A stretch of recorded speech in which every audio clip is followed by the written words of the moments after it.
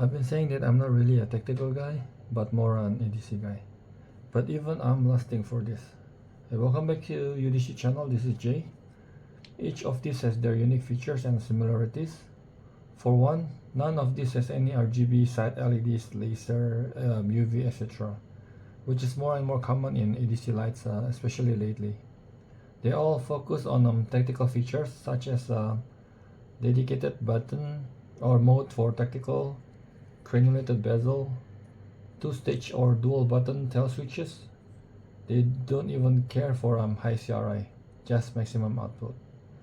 I think I'll start with the biggest one of the bunch, which is this TA70 from Nextorch. I had reviewed the TA30C before, which I think is their most popular light. But lately, more and more brands are releasing flat lights with built-in batteries, which is being the norm nowadays. Flat lights are so popular that Nextorch decided to join the trend. Let's see the packaging. Oh, and I got this fun patch.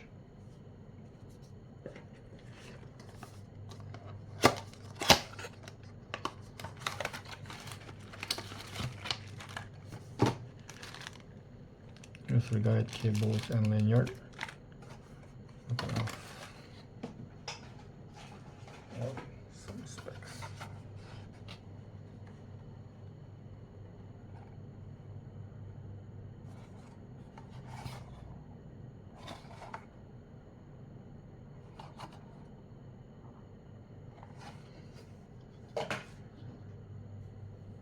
Okay, let's go over the light itself. Nextorch being Nextorch, of course they gotta add the tactical ring, which is removable. So does the deep enough pocket clip. This time it doesn't have this marking, which I still don't know what it means. And the clip can be attached on the other side for lefties. I personally wish that that is not. One, because the holes makes the design less clean, and two, because I'm right-handed. But even when I hold it in my left hand, the clip is flat enough that it does not really create a hot spot or anything. The ergo is really great with this light, especially with this ring and the smooth surface unibody design that feels sturdy. It can be held like this, but I personally prefer it this way instead. The button is also smartly placed in the corner to add more ergonomics, and you can tell stand too. The overall design is simple, no knurlings, just some simple patterns, and the anodizing feels really great, and I like that it's matte instead of shiny black. They put the built-in battery information here, USB sign, and a small drawing showing that the switch can be lifted up. There's the USB charging. It still has an IP67 waterproof rating even with this exposed port. There's a hot sign in the front as usual, plus U.T.B marking with some kind of a cooling down drawing. More on this later. Okay, let's talk about the two main features for this light in my opinion. First is this rotating mode selector. As usual, to select modes, lock, duty, and tactical. Even though it's a flat light, it still uses a rotary toggle like this, instead of a regular one, maybe like this one.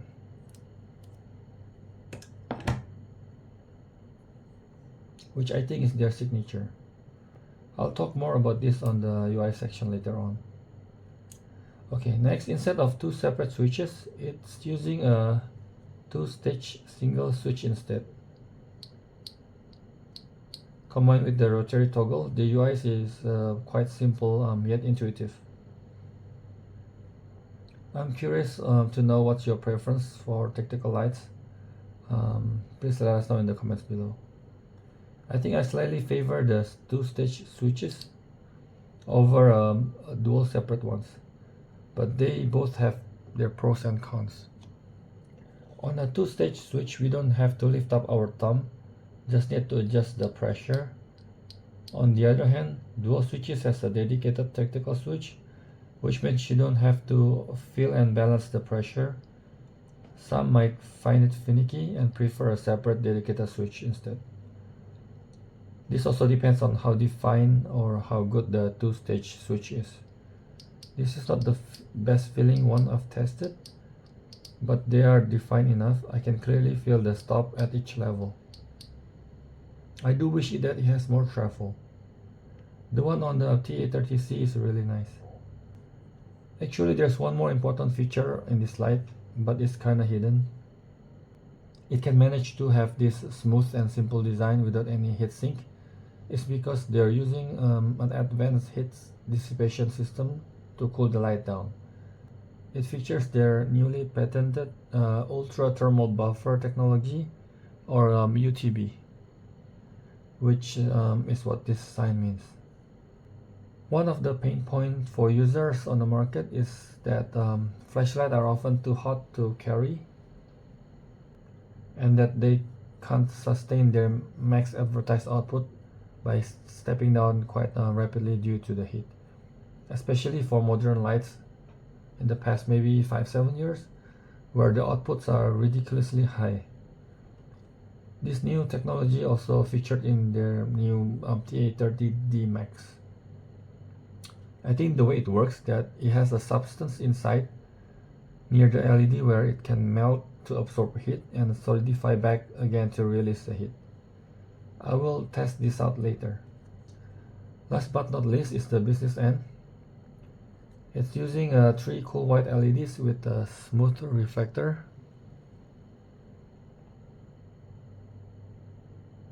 And a stainless steel bezel with a 4 nano-ceramic strike bezel.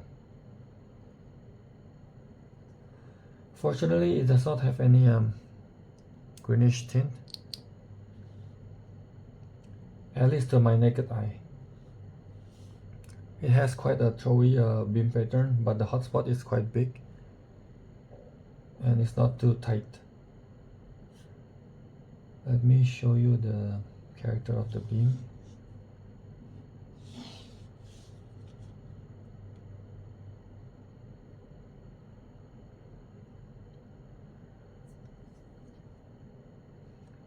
Obviously, this will have some artifacts due to the arrangement of the triple LEDs, but the hotspot is quite clean, especially when further out. We'll see more in the dark outside later on. Okay, before we head out, let's cover the user interface first. It uses the same light on the tail switch for lockout indicator when we lock the light, and for locked indicator when we try to trigger the light. Plus, it triples as a battery level indicator by using color code. I think this is a common feature throughout their blind series. On tactical mode, there's only a momentary turbo on half press and momentary strobe on full press, which is great. Okay, on duty, I like that they start from low with no memory, half press for momentary, which we can then cycle to medium and high, then fully press to stay on that mode. We can also cycle using half presses when on. Full press to turn the light off, or we can also use the rotary toggle. I think that's about it. I covered all the user interface. I really like the overall UI, both the duty and the tactical mode. Even though I personally would almost always use the duty mode.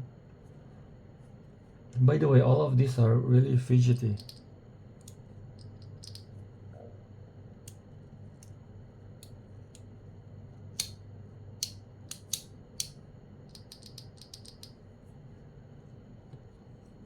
Okay, let's head out for some beam shot.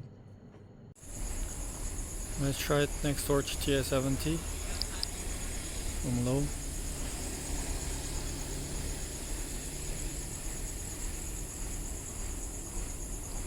Medium.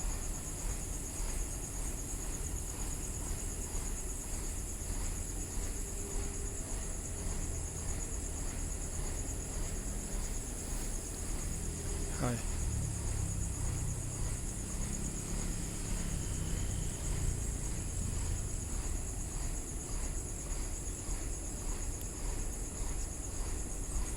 Now let's try the turbo. I don't normally test for step down,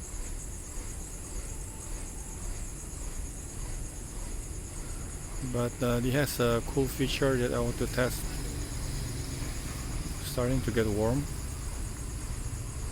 I haven't noticed any step downs yet.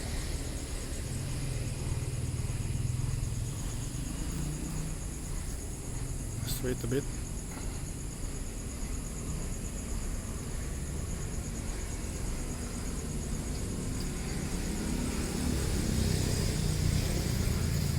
Still only warm.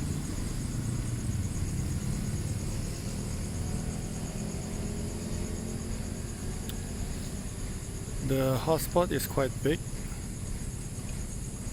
with not so much spill. Okay, let's try again. Yep, there was a step down, but it's just warm. All of this because of this U.T.B.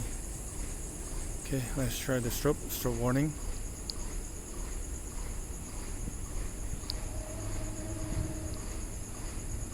And you can just hit turbo again. Okay, so their advanced heat management really helps to sustain peak brightness while keeping the exterior comfortable for prolonged use at the same time. They don't have to use time to step the light.